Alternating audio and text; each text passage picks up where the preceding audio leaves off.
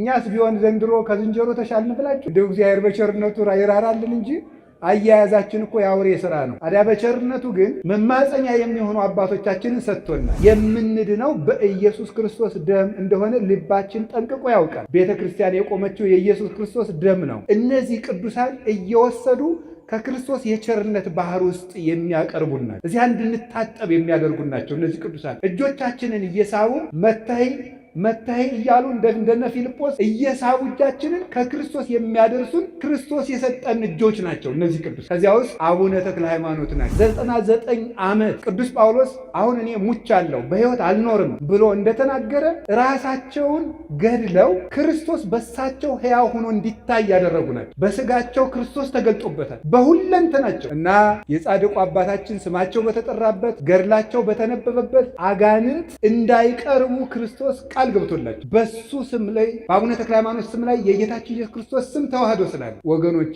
በየጉራንጉሮው የማታውቁትን ሰው ከመከተል የሚታወቁትን አባት ተከተሉ። እዚህ የተሰበሰብንበት ዓላማ የእግዚአብሔር ልጅ ለመሆን ሰው ቅዳሴ የሚማረው የእግዚአብሔር ልጅ ለመሆን ነው። ሰው የቅኔ መምህር የሚሆነው የእግዚአብሔር ልጅ ለመሆን ነው። ሰው የድጓ መምህር፣ የዝማሬ መምህር፣ የመጽሐፍ መምህር የሚሆነው የእግዚአብሔር ልጅ ለመሆን ነው። ሰው በተክሊል የሚያገባው የእግዚአብሔር ልጅ ለመሆን ነው። ሰው የሚመነኩሰው የእግዚአብሔር ልጅ ለመሆን ነው። ሰው ጳጳስ የሚሆነው ለሊደርሽፕ አይደለም፣ የእግዚአብሔር ልጅ ለመሆን። ማንም ሰው የእግዚአብሔር ልጅ ነው። የእግዚአብሔር ልጅ ለመሆን ነው እዚህ የተሰበሰበው። የምንኖርበት ዓላማ የእግዚአብሔር ልጅ ለመሆን። የእግዚአብሔር ልጅ መሆን ማለት እሱን መምሰል ማለት አርአያውን አምሳሉን መፍጠር መምሰል። በነገራችን ላይ ኃጢአት ማለት ምን ማለት መሰላችሁ? ኃጢአት በዕብራይስጥ ቋንቋ ካታህ ይባላል። ካታህ ማለት ቱሚስ ዘጎል ማለት ነው። ምን ማለት ነው?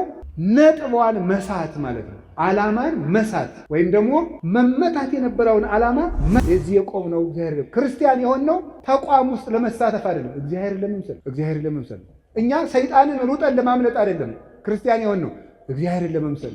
አንድ ክርስቲያን ሰይጣንን ለማጥቃት ዓላማ አድርጎ ሲኖርና እግዚአብሔርን ለመምሰል ዓላማ አድርጎ ሲኖር የተለያዩ ነገሮች። ስለዚህ እግዚአብሔርን ለመምሰል ነው የተፈጠርነው። ከቃሉ ጋር ናችሁ እና የእግዚአብሔር ልጅ መሆን ነው ትልቁ ነገር። እግዚአብሔር በምድር ምን ስልጣን ሰጥቶናል ብትሉ ሁላችሁ ያላችሁ ስልጣን ነው፣ ትልቅ ስልጣን። ሁላችሁም መዘጋጃ ቤት ሳትሄዱ፣ ፍርድ ቤት ሳታሳውጁ፣ የሆነ ቦታ ሳትሄዱ እግዚአብሔር የሰጣችሁ ከሰማይ የሚደርስ አንድ ትልቅ ስልጣን አለ። እሱ ምንድን ነው?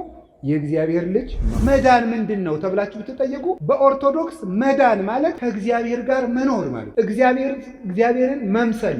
ቅዱስ ጳውሎስ በሮሜ መልእክቱ በጸጋው ድነናል የሚለው በስራችን አይደለም፣ በጸጋው ድነናል የሚልበት ምክንያት ለምን ይመስላችኋል? የእግዚአብሔር ልጅ ለመሆን እኛ ያበረከትነው አስተዋጽኦ የለም፣ በቸርነቱ ነው የሰጠን። ስብሐት ለከ ኦ ዘተቀኖከ ኢየሱስ ጻድቅ ማእከለ ክልኤ ፈያት እንዘ ኢትከውን አንተ ገባሬ ኪት ከመ ትሳር ቀኖተ ሞት። ስብሐት ለከ በስመ አብ ወወልድ ወመንፈስ ቅዱስ አሐዱ አምላክ። በስመ አብ ወወልድ ወመንፈስ ቅዱስ አሐዱ አምላክ። በስመ አብ ወወልድ ወመንፈስ ቅዱስ አሐዱ አምላክ አሜን። ይትባረክ እግዚአብሔር አምላከ አበዊነ ቅዱሳን ዘሰብሐ ምሕረቱ በላዕሌነ።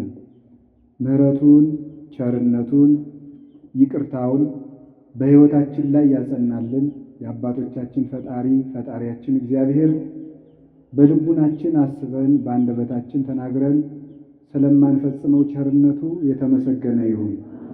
የእናታችን የቅድስት ድንግል ማርያም የቅዱሳን መላእክት፣ የቅዱሳን ነቢያት፣ የቅዱሳን ሐዋርያት፣ የቅዱሳን ሰማዕታት፣ የቅዱሳን ጻድቃን በዕለቱ መታሰቢያቸውን የምናከብራቸው የኢትዮጵያ ብርሃን ቅዱስ ተክለ ሃይማኖት አባታችን በረከታቸው በሁላችን ላይ ጸንቶ ይኖርልን።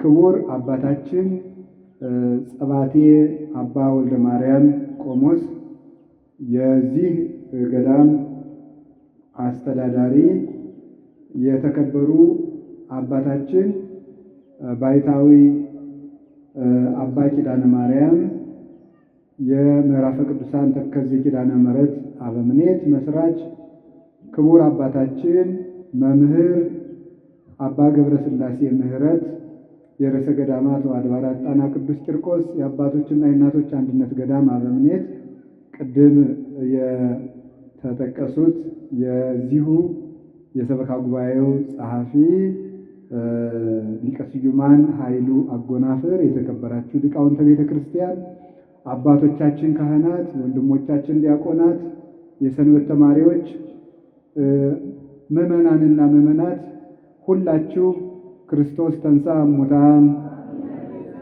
አሰሮ ለሰይጣን ሰላም ኮነ፣ መከራችንን ተቀብሎ ሰላምን የሰጠን አምላክ ኢየሱስ ክርስቶስ ከአባቱ ከአብ ከሕይወቱ ከመንፈስ ቅዱስ ጋር ይክበር ይመስገን።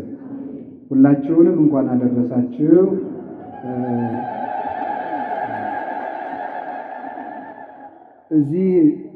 እዚህ ደብር እግዚአብሔር በመካከላችን ተገኝቶ እንዲያስተምረን ቅዱስ ፈቃድ ይሁንልን።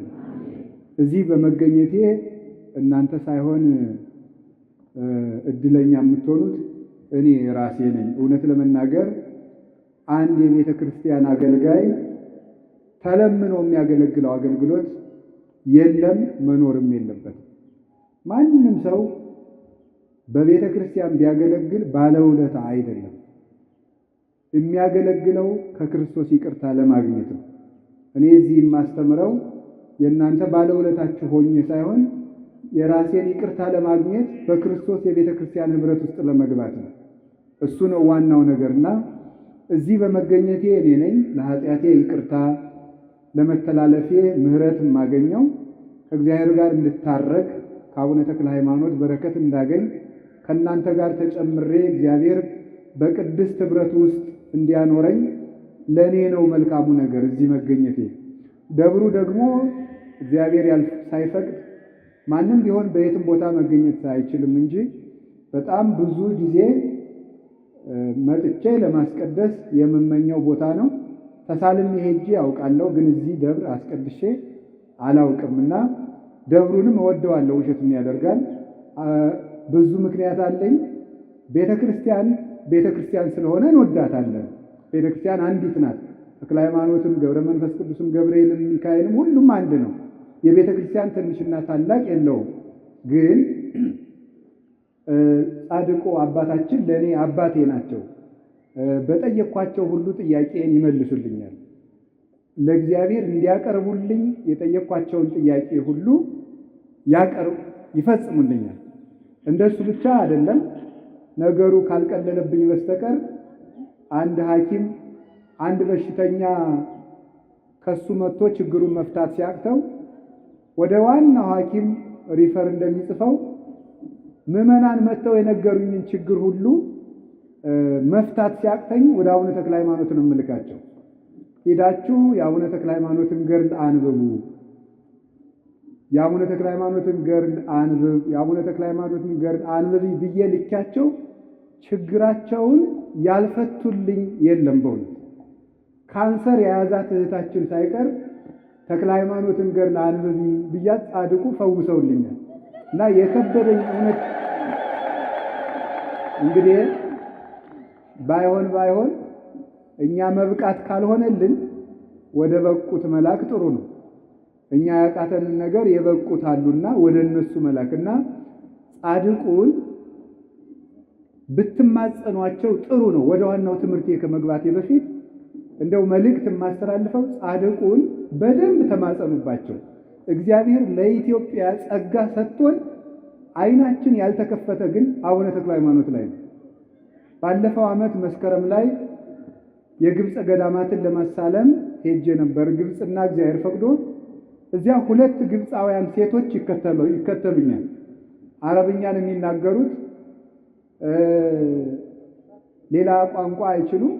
ያው ሌላ ቋንቋ የሚባለው እንግሊዘኛ ነው። እኔም እየተበዳደርኩ አንዳንድ ቃል እየፈለኩ ጉድ ሞርኒንግ ምናምን እችላለሁ። እሷን ብላቸው አይሰሙም እና የማይሰሙ ስለሆኑ አረብኛ የሚችል የግብፃዊ ካህን ፈልጌ እስኪ ምኑ ናችሁ ነው በላቸው ስላቸው የኢትዮጵያው ተክለ ሃይማኖት ልጄን ከካንሰር ፈውሰውልኛል። አሁን አንዷ ልጄ ደግሞ ስለታመመች የእሳቸውን ስዕል ይዘህ እንደሆነ እባክህ ስጠኝ ብለውን ብዬ ነው አሉ ማለት ነው። በአጋጣሚ እኔ ያልያዝኩም ነበር። የራሴ አንድ አለችኝ ራስ ወዳዱኝ እችንስ አልሰጥም ብዬ ዝም ብዬ ያዝኩኝ። ከዚያ በኋላ አንድ ከደብረ ሊባኖስ የመጡ አባት ነበሩ። እሳቸው ብዙ ይዘው ኑሮ ሰጡኝ፣ ሰጣዋቸው። እንግዲህ ምን ልላችሁ ነው የፈለኩት፣ ጻድቁ አባታችን እነሱ ይጠቀሙባቸዋል። ታውቃላችሁ፣ በስማቸው ሴንት ተክለ ሃይማኖት ሆስፒታል ብለው ሆስፒታል በስማቸው ሰይመው ሰርተውላቸዋል። ግብጽ ውስጥ፣ አውስትራሊያ ውስጥ ሲድኒ የሚባል ስቴት ውስጥ የአቡነ ተክለ ሃይማኖት አጽም አለ እያሉ ያስጎበኛሉ ግብፃውያን። ድዊ ይፈውሱበታል። ግን እኛ አጽማቸው ደብረ ሊባኖስ ነው ያገኙ ያለ ምናምነው። ትንሽ አፈርም ወስደው ሊሆን ይችላል፣ ይፈውስላቸዋል። ይገርማቸዋል። እግዚአብሔር በቅዱሳኑ ላይ የሚያበራ ብርሃን ነው። ኢየሱስ ክርስቶስ መድኃኒታችን ለስም አጠራሩ ክብር ይግባውና ለቅዱሳን ሐዋርያት እንደገባላቸው ቃል ኪዳን እኔ እስከ ዓለም ፍጻሜ ከእናንተ ጋር ነኝ ስላላቸው በእነሱ የወረደው ብርሃን በእነ አቡነ ተክለ ሃይማኖት ላይ ያበራል እና ቅዱስ ተክለ ሃይማኖት አባታችን ደግሞ ደግ አባት ናቸው። እውነቴንም ነግራችሁ ሰው አይንቁም። ትልልቅ ሰው ብቻ አይደለም፣ እንዲያው ከትልቅነታቸው በላይ እኔ እንዲያውም የሚገባኝ ደግነታቸው ነው። ስላዘኑልኝ ስለራሩልኝ ማለት ነው። እንዲያው ዝንጀሮ ስለሚወዱ ነው እንጂ አሁን እኔ ምን አድርገው ምን ብለው ነው እላለሁ። አንዳንድ ጊዜ ዝንጀሮዎች እንኳን ደብረ ሊባኖስ አዝመራ እየበሉ ሲያስቸግሩ አርዲቱ እነዚህን ዝንጀሮዎች እናጥፋ ሲሏቸው ምንድን ነበር ያሉ አባታችን? አይ ልጆች እኛ መጣንባቸው እንጂ እነሱ አልመጡብን፣ ጫካ እኮ የዝንጀሮ መኖሪያ ነው፣ ተዋቸው እንዳትነኳቸው ነበር ያሉ እና አባታችን እንኳን ለሰው ለዝንጀሮ ያዝናሉ። እኛስ ቢሆን ዘንድሮ ከዝንጀሮ ተሻልን ብላችሁ ነው? እንደው እግዚአብሔር በቸርነቱ ይራራልን እንጂ አያያዛችን እኮ የአውሬ ሥራ ነው። አዲያ በቸርነቱ ግን መማፀኛ የሚሆኑ አባቶቻችንን ሰጥቶናል። የምንድነው በኢየሱስ ክርስቶስ ደም እንደሆነ ልባችን ጠንቅቆ ያውቃል። ቤተ ክርስቲያን የቆመችው የኢየሱስ ክርስቶስ ደም ነው። እነዚህ ቅዱሳን እየወሰዱ ከክርስቶስ የቸርነት ባህር ውስጥ የሚያቀርቡን ናቸው። እዚያ እንድንታጠብ የሚያደርጉን ናቸው። እነዚህ ቅዱሳን እጆቻችንን እየሳቡ መታይ እያሉ እንደነ ፊልጶስ እየሳቡ እጃችንን ከክርስቶስ የሚያደርሱን ክርስቶስ የሰጠን እጆች ናቸው እነዚህ ቅዱሳን። ከዚያ ውስጥ አቡነ ተክለ ሃይማኖት ናቸው እና ተክለ ሃይማኖት ጾም አያሳድሩም፣ ረሃብ አያስርም።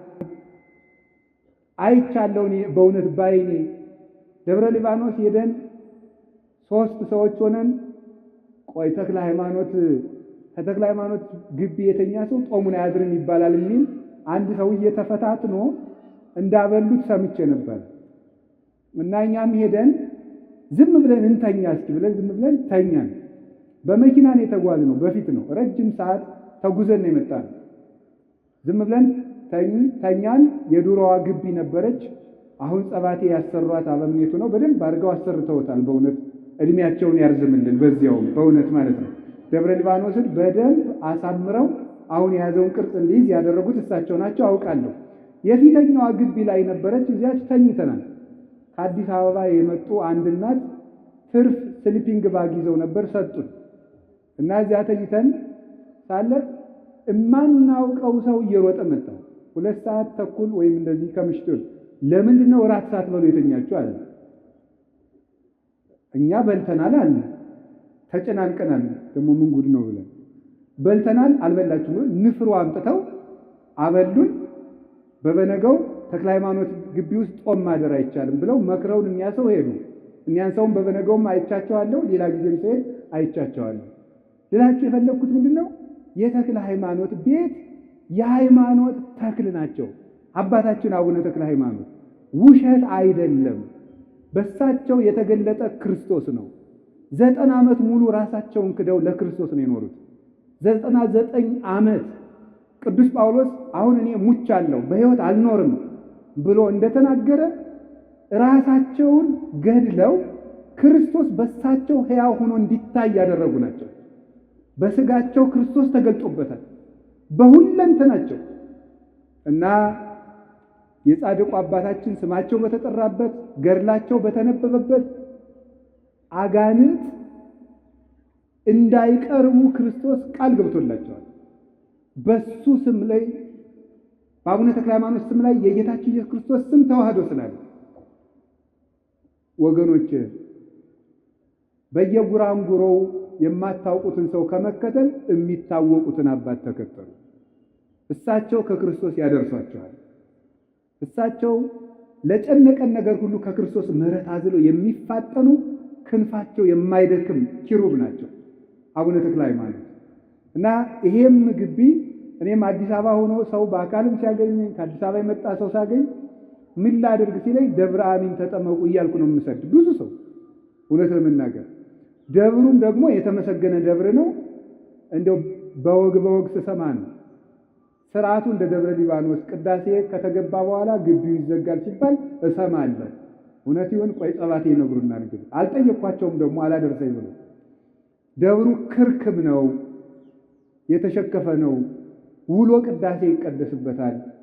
ካህናቱ ሊቃውንቱ የታሹ የተከረከሙ ናቸው። ሰንበት ተማሪዎቹ ሁሉ የዚህ ሁካታ ሆይሆይታ የማያበዙ መምህራንን ጥሩ መምህራንን እንዲያስተምሩ የተዝረከረከ ሰው ወይም ኦርቶዶክስ ሃይማኖት አስተምህሮ ውጭ የሆነ ሰው በዚህ እንዳይቆም ለዕቅበተ እምነት የሚተጉ ሰንበት ተማሪዎች ያሉበት ክርክም ደብር ነው። ጸበሉ በጣም ፈዋሽ ነው። እዚህ በመገኘት ይህን የእግዚአብሔር ምሕረት እንደሚሰጠኝ አምናለሁ። ለሁላችንም እግዚአብሔር ምሕረቱን ያድለን፣ ይቅርታውን ይስጠን። የጻድቁ ተክለ ሃይማኖት በረከትና ረድኤት ከሁላችን ጋር ይሁን።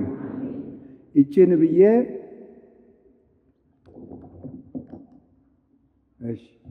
አሁን ወደ ዕለቱ ትምህርት አጭር የወንጌል ቃል ወስደን እንማማራለን። ብዙ አንድ ነገር እንድናገር ፍቀዱልኝ። በዛው ወደ ትምህርቱ ሳልገባ ባይታዊ አባ ኪዳነ ማርያምንም እስቲ እግዚአብሔር በእድሜ ያቆይልን በሉ። ሳስበው እኛ ሳንወለድ ሁሉ ሲሰብኩ ነበር እሳቸው። እኛ ሳንወለድ እናት አባቶቻችን ሁሉ ሳይጋቡ ሊሆን ይችላል እያስተማሩ ነበር። ኢትዮጵያ ውስጥ እያስተማሩ ነበር፣ እያስተማሩ አሉ።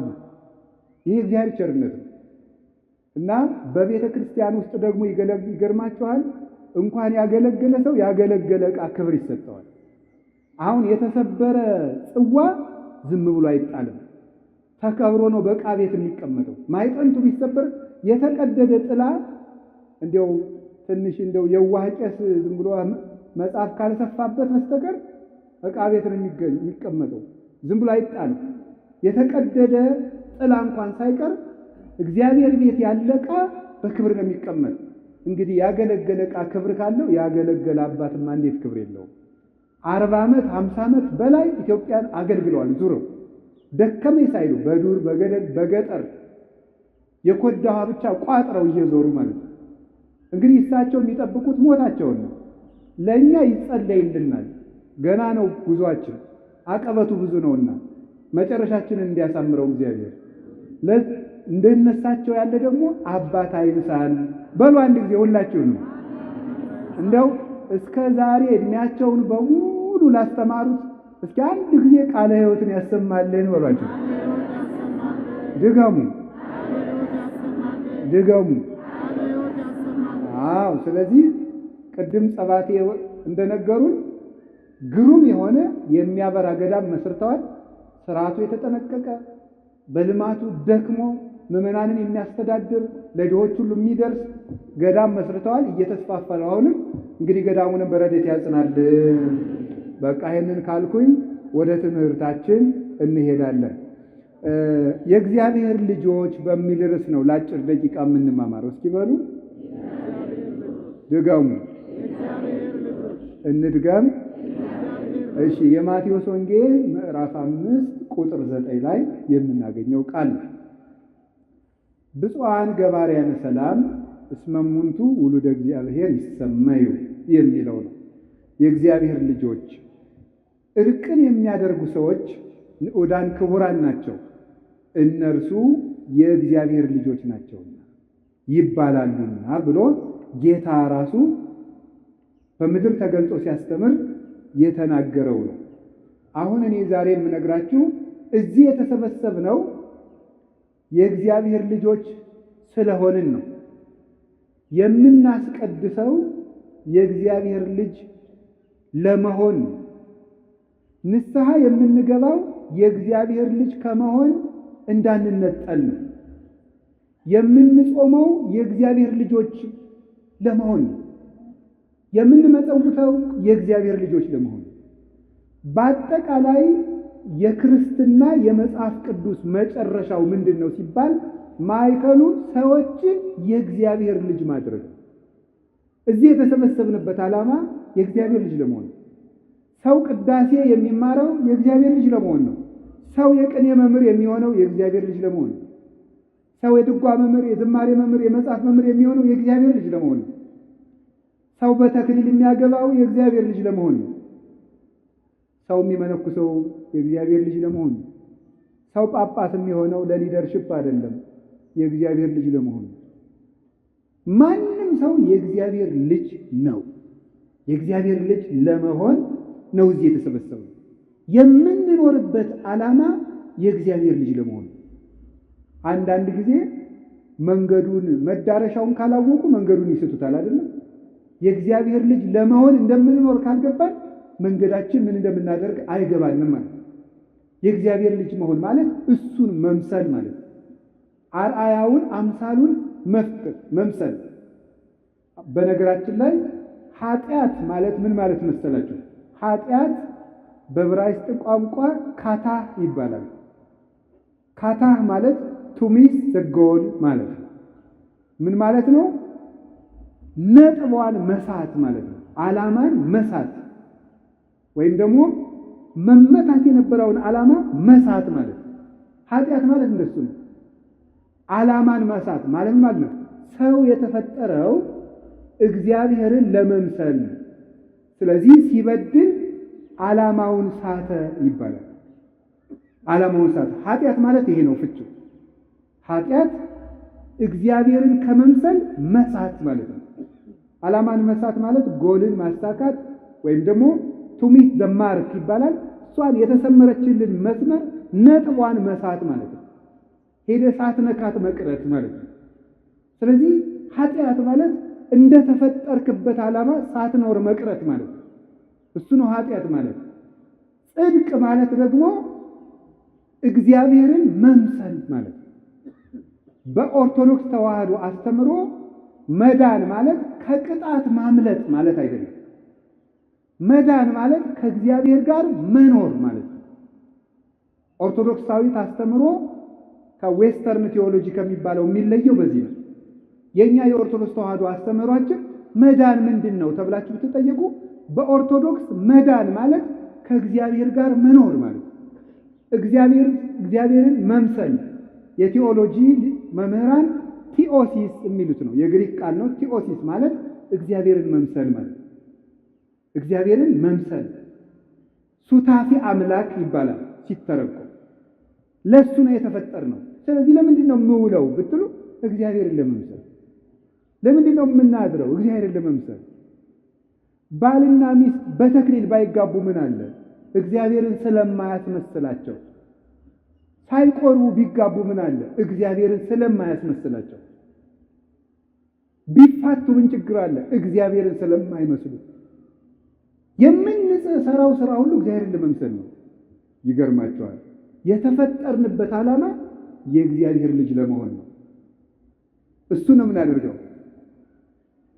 አሁን እንዳልኳችሁ ለምሳሌ ጋብቻን ስትወስዱ ጋብቻ ምንድን ነው ተብለው ሲጠየቁ the dawning of Jesus Christ through marriage ይላሉ የቴዎሎጂ ሊቃውንት። ኦርቶዶክሳዊ ጋብቻ ማለት የኢየሱስ ክርስቶስ በጋብቻ ውስጥ መኖር ነው ይላል። በጋብቻ ውስጥ መኖር ሁለት ጾታዎች አንድ ላይ ስለኖሩ ሶሻል ኮንትራት ይባላል እንጂ ጋብቻ ይባላል። ኦርቶዶክሳዊ ጋብቻ የሚባለው ምንድነው? ክርስቶስ በዚያ ውስጥ ሲኖር ማለት ነው። ስለዚህ ክርስቶስ የሌለበት ነገር ሁሉ፣ እግዚአብሔርን የማንመስልበት ነገር ሁሉ ፍሬ የለውም። እዚህ የቆምነው እግዚአብሔር ክርስቲያን የሆነው ተቋም ውስጥ ለመሳተፍ አይደለም፣ እግዚአብሔርን ለመምሰል። እግዚአብሔርን ለመምሰል እኛ ሰይጣንን ሩጠን ለማምለጥ አይደለም፣ ክርስቲያን የሆነው እግዚአብሔርን ለመምሰል። አንድ ክርስቲያን ሰይጣንን ለማጥቃት ዓላማ አድርጎ ሲኖርና እግዚአብሔርን ለመምሰል ዓላማ አድርጎ ሲኖር የተለያዩ ነገሮች ናቸው። ሰው እግዚአብሔርን ለመምሰል በሚያደርገው ሩጫ ሰይጣን ሲቃወመው ሰይጣንን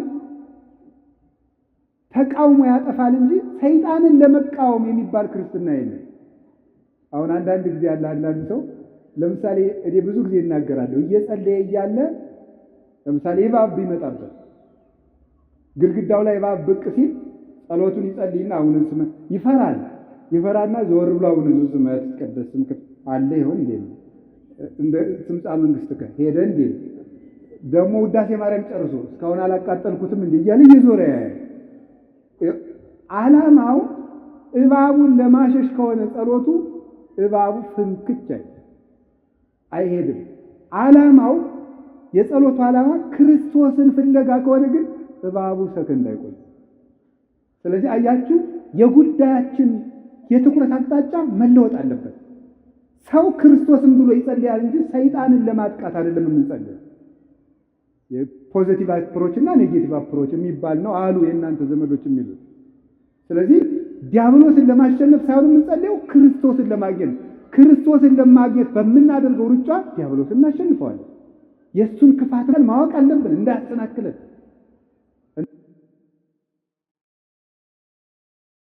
በሀብት የእግዚአብሔር ልጅ የመሆናችን ስልጣን ቅዳሴ ስንቀድስ ካህኑ ጸጋሁ ለእግዚአብሔር ያሃሉ ምስለ ኩልክሙ ጸጋ ከእናንተ ጋር ይሁን ማለት ሊቃውንት አባቶቻችን እንደሚተረጉሙት ሀብተ ወልድና ስመ ክርስትና ገቢረ ተአምራት ወመንክራት መንግሥተ ሰማያት ይደረግላችሁ የክርስቶስ ልጅነት ከእናንተ አይነጠቅባችሁ እያለ ነው ቄሱ የሚመርቀው። ጸጋሁ ለእግዚአብሔር ማለት ክርስቶስ በነፃ የሰጣችሁ ልጅነታችሁ አትወሰድባችሁ። ቅዱስ ጳውሎስ በሮሜ መልእክቱ በጸጋው ድነናል የሚለው በስራችን አይደለም በጸጋው ድነናል የሚልበት ምክንያት ለምን ይመስላችኋል? የእግዚአብሔር ልጅ ለመሆን እኛ ያበረከትነው አስተዋጽኦ የለም፣ በቸርነቱ ነው የሰጠን ማለት ነው እንጂ ስራ አያስፈልግም ማለት አይደለም።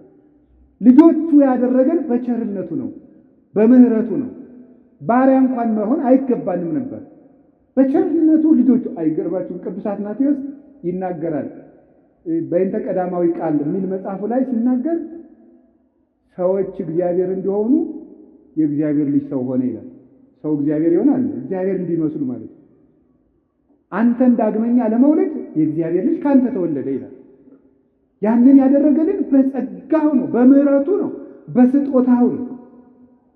ጥምቀቱን የሰጠን በስጦታው፣ ሥጋው ደሙን የሰጠን በስጦታው፣ ክህነቱን የሰጠን በልግስናው፣ ቤተ ክርስቲያንን የሰጠን በልግስናው፣ የምንድንበትን የምንጠቀምበትን ስም ይዞ የመጣልን በጸጋው ነው። ያ ፍሬ እንዲያፈራ መሮጥ ግን ከሰው ልጅ ይጠበቃል። ይሄ ሲነርጂ ይባላል። የሰው ከፈቃድ እግዚአብሔር ጋር መስማማት ማለት ነው። ድህነታችን በዚህ።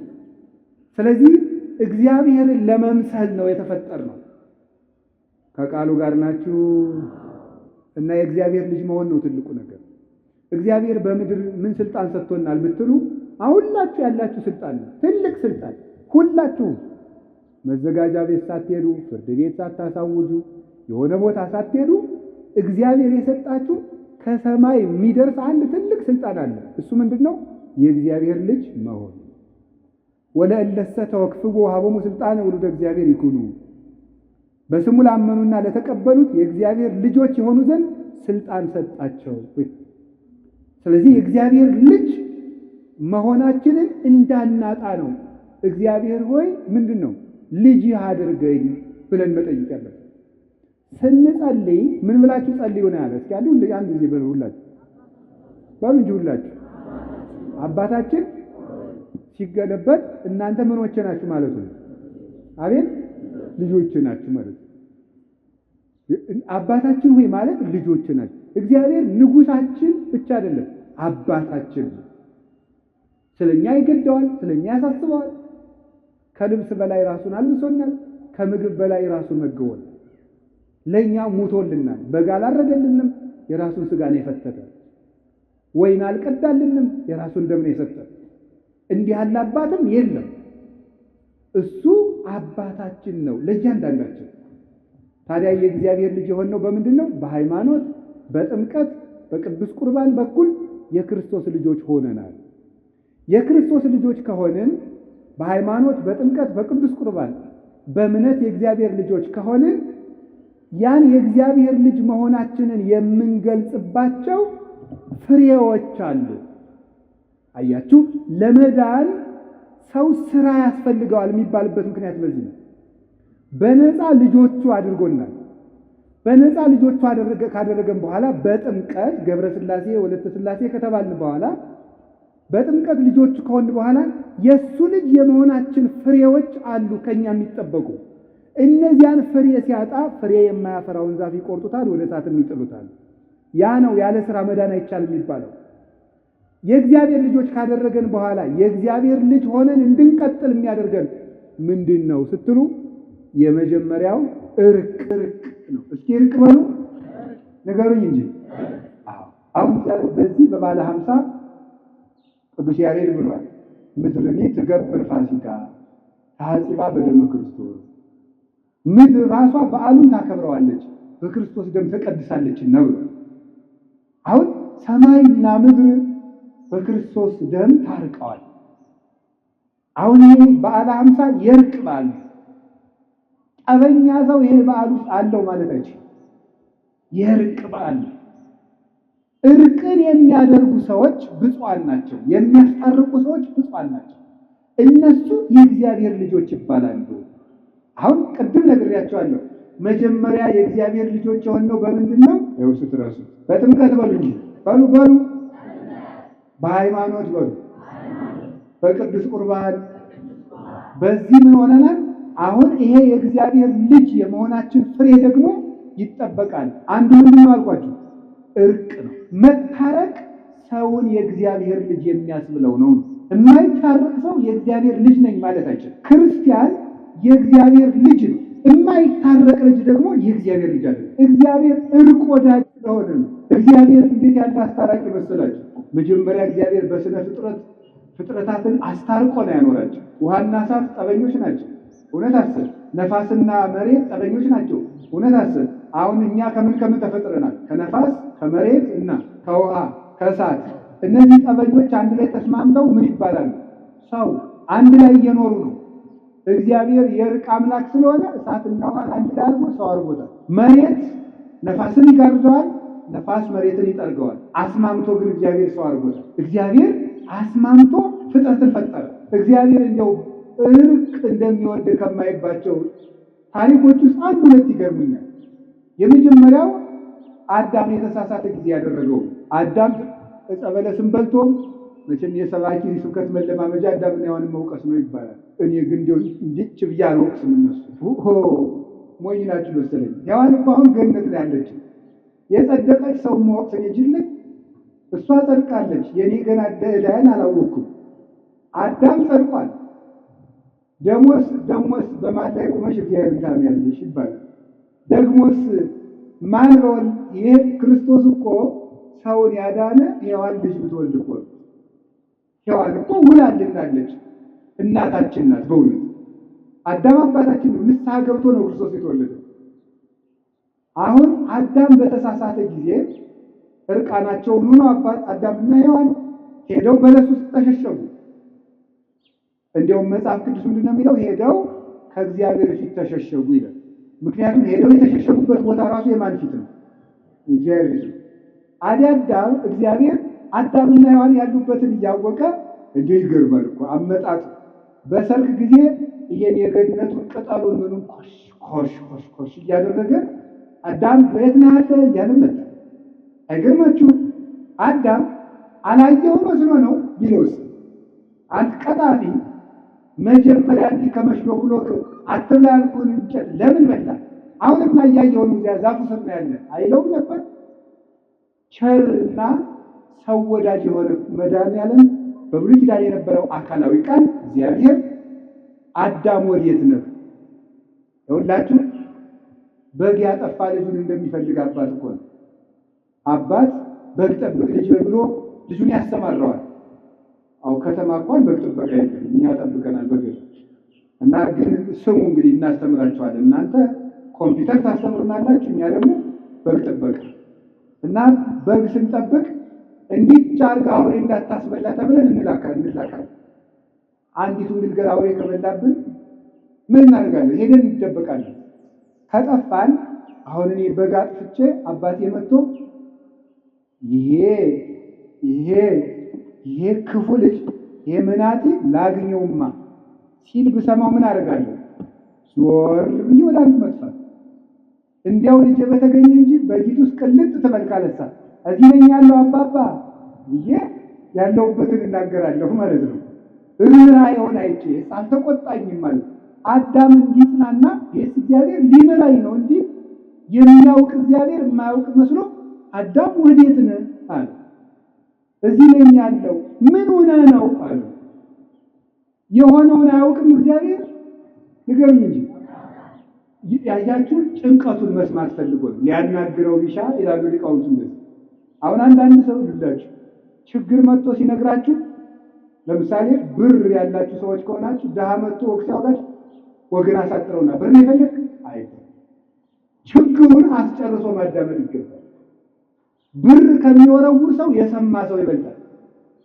ጭንቀቱን የሰማ አይዞ እኔም እንዳንተ በዚህ ዘመን ችግረኛ ነበርኩ፣ አይዞ ያልፋል፣ እኔም ደግሞ እንዲተጋግዛለሁ ሲሆን ሲያለቅስ አብሮ ማልቀስ ይገባል።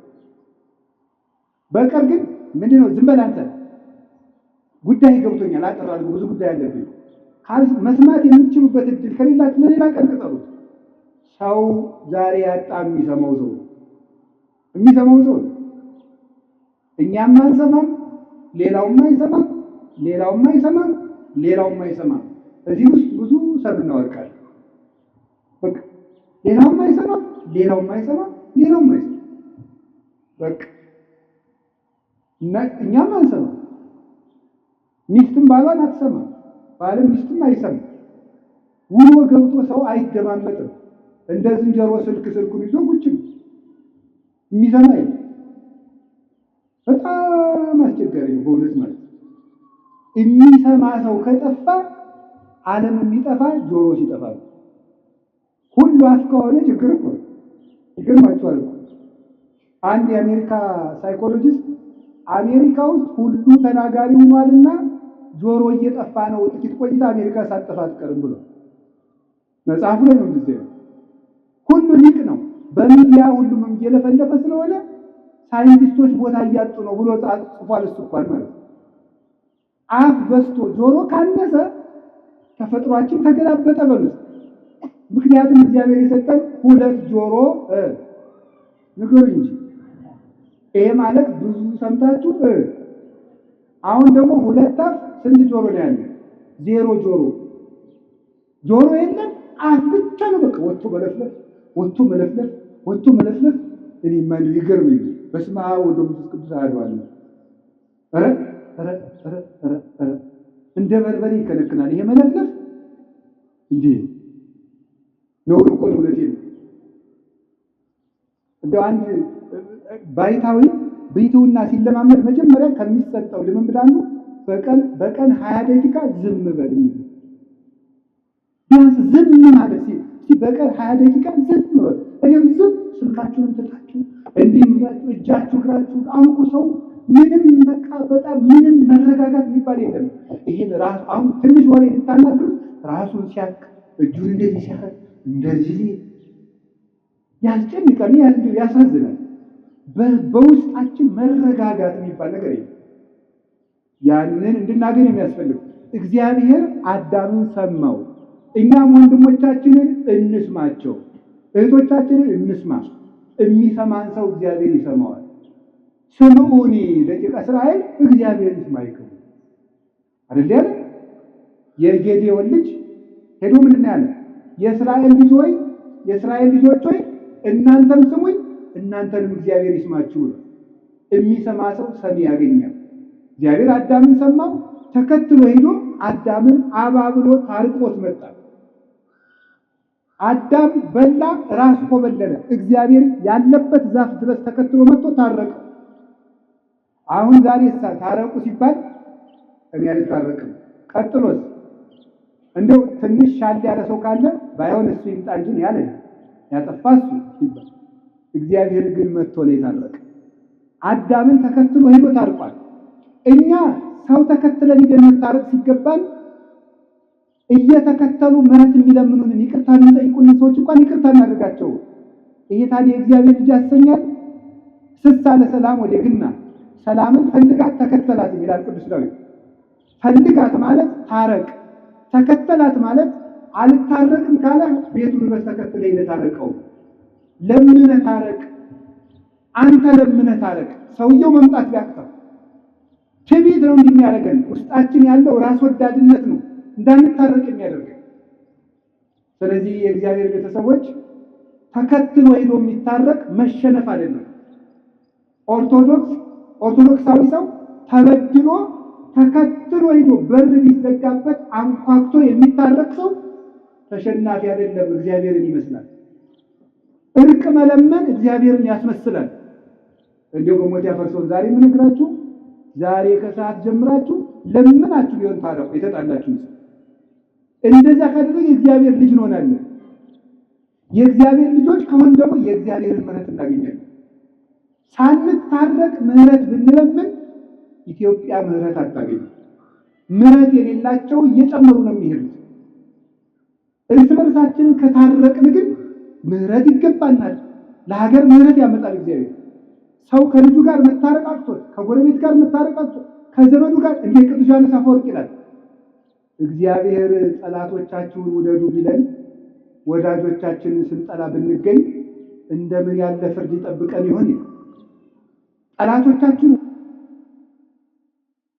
ተገኘንማ እንዴት ያለ ፍርድ ይገባን ይሆን?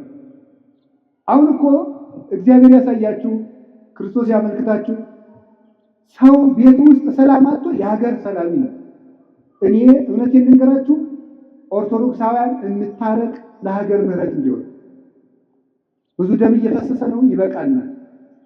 ሰው ያለ ዕድሜው እየተቀጨ ነው። እናት ያለ ጧሪ እየቀረች ነው። ብዙ አይኖች ደም እያለቀሱ እንታረቅና እግዚአብሔር ይማረን። የጨካኝ ልብ እግዚአብሔር ይመልስ። እኛ እንታረቅ፣ ይቅር ባዮች እንሆን። በሞት ያፈርሰውን እቺ ቤተክርስቲያን የይቅርታ ምልክት ነው። ለምሳሌ ይሄን ቆብ ታዩታላችሁ። የለበስኩት ቆብ አባ ጴሜን የሚባል አባት ምን ይላል? ቆብሰ ትምህርተ የዋሃት ይእቲ፣ ቆብ የይቅርታ ምልክት ነው።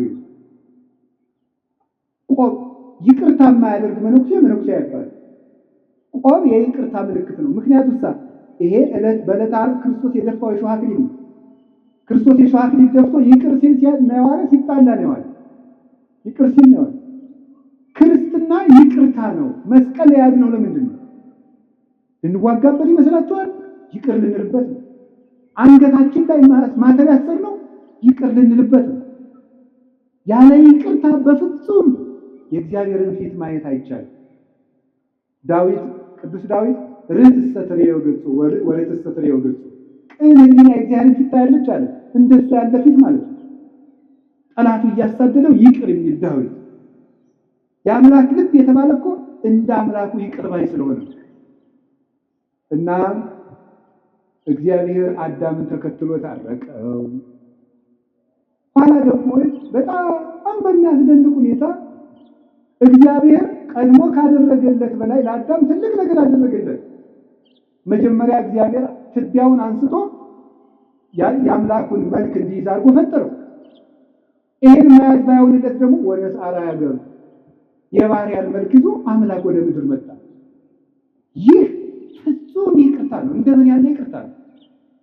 በእግዚአብሔር መንግስት ላይ በተነሳ በጠላቱ ለአዳም የእሱን መልክ ይዞ መምጣት ፍጹም የሆነ ምሕረት ነው። እግዚአብሔር ለሰው ልጆች ያደረገው። ማን ንጹሕ ልብስ እያለው አዳፋ ልብስ፣ ማን ሀብታም ሆኖ በድሃ ጓሮ ይገኛል? ክርስቶስ ግን እፎ ቤተ ነዳይ ሀደረ ከመንግስት፣ እንዴት እንደ ምስኪን ከድሃ ቤት አደረ፣ በበረት መካከል ተወለደ። ይህ ፍጹም ይቅርታ ነው። ያም ብሎ ደግሞ ስጋውን ቆረሰ፣ ደሙን አፈሰሰ። ይሄ ፍጹም ይቅርታ ነው። በምስማር ለሚመቱት እጆች ይቅርታን አደረገ። ይሄ ፍጹም ይቅርታ ነው። እናንተ በአይሁድ ትደነቃላችሁ፣ እኛ እድሜያችን በሙሉ ስንሰቅለው አይደለንም ወይ ነው? አይሁድ እኮ አንድ ቀን ነው የቸነከሩት። ኃጢአት በሰራን ቁጥር እኮ ክርስቶስን እየሰቀልን። እግዚአብሔር ስንት ቀን ነው የማረን ወገኖች? እግዚአብሔር ስንት ቀን ትቶልናል? እግዚአብሔር ስንት ቀን የዕዳ ደብዳቤያችን ፍቋል። እኛ ግን እስካሁን የይቅርታ ልብ የለም። ቅዱስ ዮሐንስ አፈወርቅ እንደተናገረው ዓርብ የክርስቶስ ደም ሲያርፍበት አለቱ ሲሰነጠቅ የአይሁድ ልብ ግን እንደተዘጋው አለ። ልባችን እስከ ዛሬ ተዘግቶ ይቅርታ የለው፣ ምሕረት የለው። አንኳኩ ይከፈትላችኋል አለ። የልባችን በር ተዘግቶ ምኑን በር ነው የሚከፍትልን? ራዕየ ዮሐንስ ምዕራፍ 3 ላይ አንብባችኋል። በደጅ ቆሜ አንኳኳለሁ፣ የሚከፍትልኝ ካለ ገብቼ እራት እበላለሁ። ክርስቶስ ዛሬም በደጅ ቆሞ ያንኳኳል። የተዘጋ ልብ ነው ያለው። ወንድሞቼና እህቶቼ ይቅር ባዮች እንሆን። ያን ጊዜ እግዚአብሔር ይቅር ይለናል።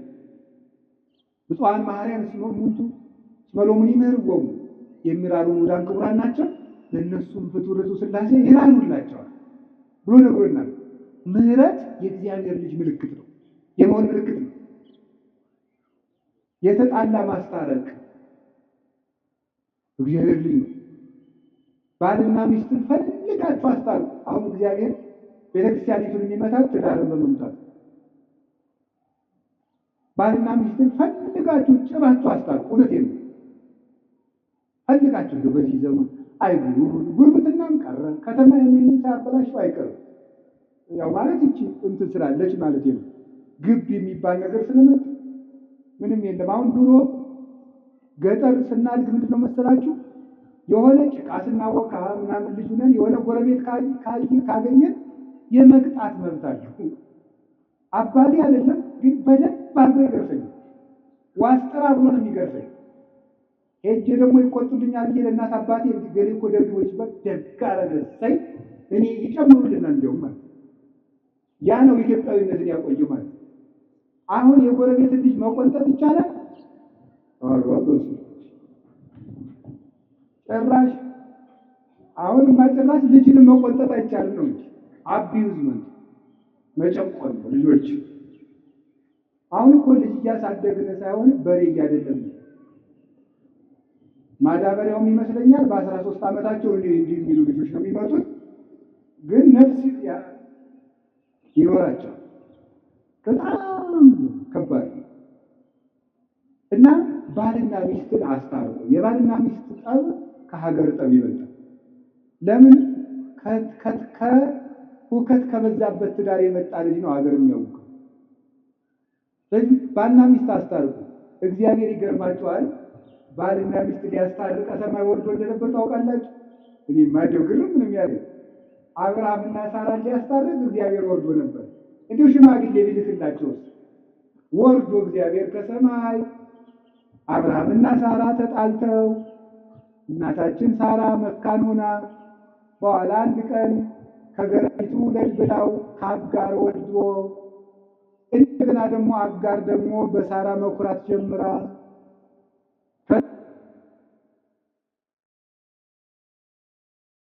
ይስሐቅን ወልዳ ደግሞ ሳራ ደግሞ እንደገና ደግሞ ትንሽ ትዕቢት ነገር ጎብኝቷት ምን አደረገች? የኔ የእመቤቲቱ ልጅ ከባሪያ ልጅ ጋር አይጫወትም ብላ ጠብ። እንግዲህ ብዙ እንግዲህ ትዳር ጠብ የሚመጣው በሰራተኛ ነው።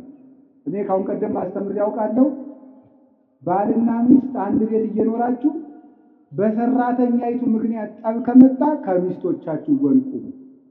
ገብቷችኋል አይደለም? አዎ ከባድ ነው። ሴቶቹ ልቡናቸው ቅን ነው፣ ግን ሰውን የሚወዳቸውን ሰው ፈተና ያቀርቡለታል ይባላል አሉ ነው። ያቀርቡለታል ማለት ለምሳሌ ለሰራተኛይቱ አነስ ያለ ራት ትሰጣታለች ከሱ ፊት አንቺ ጨምሪያት እንጂ ካለ ነው ይህ ሰውዬ ልቡ ከሰራተኛይቱ ጋር ነው ያለ የሚለውን ለመመዘን ነው አሉ ነው። ይሄም ቢሆን እንጂ አላውቀውም እውነት ለመናገር እና የዚያ ጊዜ ዝም ነው ማለት ያለብህ። ኋላም ትጨምራት ነገም ታብላት። አሁን ከየት አገኘኸው ሲባል ከመጽሐፍ ቅዱስ። እግዚአብሔር ሳራና አብርሃም ሳራና አጋር ሲጣሉ እግዚአብሔር ምንድን ነው ያለው? ሳራን ስማት። ሰራተኛ ምን ትበላል? አስወጣ። ከባድ ድሃ ግን አስለቅሶ አላልኩም። ሰራተኛ ጨቁኖ አላልኩም። እሷ እንዲወት እንዴት ትሆናለች? ሸኛት፣ ለእሷ ምን ያለውላት አለ። እሷ የወለድከውንም እባርክልሃለሁ። ሸኝቶ ሰደዳት። አሁን ይህም ጉዳዩ ስለ ሳራ፣ ስለ አጋር፣ ስለ አብርሃም ርዕሳችን አይደለም። የገረመኝ የአንድ ባልና ሚስት የአንድ አባወራ ጠብ እግዚአብሔር ገዶት ከሰማይ ወርዶ ባልና ሚስት ሲሸመግል መገኘቱ ነው። ምክንያቱም እግዚአብሔር የእርቅ አምላክ ነው። የጠብ ትንሽ የለም። የዓለማት ጌታ ሁለት ሰው ያስታርቅ ከሰማይ ወርዶ መጣ። የህድርመቱ እርቅ ቀላል ነው። እግዚአብሔር ከሰማይ የወረደበት ርዕሰ ጉዳይ ነው እርቅ። ክርስቶስ ሰው የሆነው ሊያስታርቅ ሊታረቅ ነው። እርቅ ትልቅ ነገር ነው። ከቃሉ ጋር ናችሁ? ከቃሉ ጋር ናችሁ? እግዚአብሔር ከሁላችን ጋር ይሁን። በቅዱስ መጽሐፍ ፊልሞና መልእክት የሚባል ታውቃላችሁ አይደል? እስኪ የማታውቁት ፊልሞና መልእክት የሚባል ሰምቶ የማያውቅ እጁን አውጡ። ካሜራውን ተውና ተው አቤታችን ይከደል። እግዚኦ መቻላችሁ ማለት እንዲሁ እውነቴን እኮ ነው። እንዲሁ ነውር አይደለም። እስኪ ጥያቄ ልጠይቃችሁ፣ ሌላ ጥያቄ ልጠይቃችሁ። ሊዮናርዶ ዳቪንቺን የሚያውቅሽ አውጡ። ሊዮናርዶ ዳቪንቺን የሚያውቅ ሞናሊዛን የሳላት ማለት ወይ? በሁለቱም እንዲያላችሁ አውጡ እንጂ አውጡ። ሞናሊዛን ይሄን እዚህ ላይ ይባላል። አሁን ሊዮናርዶ ዳቪንቺን እያወቃችሁ የአምላካችሁን መጽሐፍ አታውቁም? ነውር አይደለም? ነውር ነው። ሰው በሞት የምትተዋወቅ ከእግዚአብሔር ጋር የእግዚአብሔርን መጽሐፍ እንዴት ነው የማታነቡ? አሁን እኔን እንደ ሐኪም ቁጠሩ። ግድ የለም ቄስ ሐኪም ነው። አይዟችሁ፣ ስለ ራሱ እያወራ ነው እንዳይመስላችሁ። የለም እኔ ያልኩኝ አሁን ቄስ ሐኪም ነው የሚለውን ብቻ ነው። በቃ ዝም ብሎ አባ ገሪዳ የሚባለውን ፐርሰናሊቲ ተውትና ዝም ብሎ ሰው ቄስ አድርጉኝና ሐኪም ነው። አሁን መድኃኒት እያዘዝኩላቸው ነው። በቀን አንዳንድ ክኒን ዋጡ ቢላችሁ ሐኪሙ ትውጣላችሁ አትውጡ? በቀን አንዳንድ ምዕራፍ መጽሐፍ ቅዱስ ዋጡ። እሺ በሽተኛው ለሐኪሙ ሄዶ አሞኛል ራሴ እንደገና 70% የበሽተኛው ህመም የሚታወቀው ከታካሚው ሂስትሪ ነው ይላሉ ሐኪሞች። እሱ ከሚያቀርበው ኢንፎርሜሽን በዚያ ካልተግባባ በሽታው አይገኝም። አሁን የገጠር ሰው ብዙ ጊዜ ሊታከም ሄዶ ባለመግባባቱ በሽታው አይገኝም። ምን ያደርጋል ሲል ይጎሸምጠኛል። መጎሽመጥ ምን እንደሆነ እንግዲህ አይታወቅም በሐኪሙ ማለት ነው። አንዳንዱ ሰው ደግሞ ሄዶ ምን ይላል መሰላችሁ? ምንድን ነው የሚያምር ሲባል አንተ ወቀው እንጂ ሐኪም ሊያውቅ መስሎኝ እንደዚህም ይላል።